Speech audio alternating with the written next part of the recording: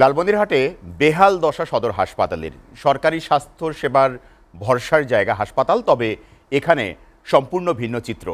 হাসপাতালে রয়েছে চিকিৎসক সংকট, ফলে রোগীরা পড়েছেন ভোগান্তিতে, পাচ্ছেন না প্রয়োজনীয় চিকিৎসা সেবা।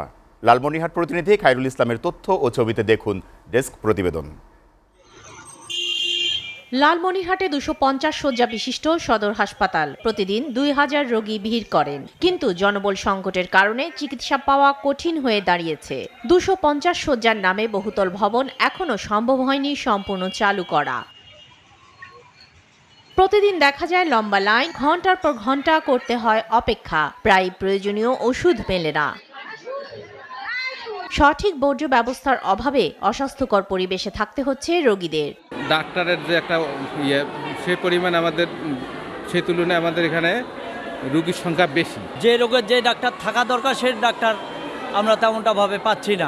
সরকারের জন্য আরো কিছু ডাক্তার বৃদ্ধি করে, ডাক্তারের সংখ্যা বেশি হয়, আমাদের দিকে সেটা ভালো হবে। আমরা অনুরোধ করব লালমনিরহাটে আমাদের এই জায়গাটাকে একটু ডাক্তার বাড়াই দেন।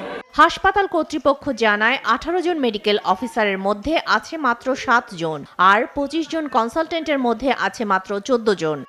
সিস্টার আছে, সিস্টারদের মোটামুটি সবই বা দুই একটা হয়তো পোস্ট খালি আছে, তাছাড়া সবই আছে। তো আমাদের মেন সমস্যা ডাক্তার এবং এইটা তৃতীয় চতুর্থ শ্রেণীর।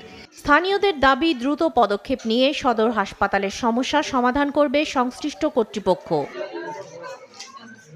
এসিটিভি নিউজ ডেস্ক।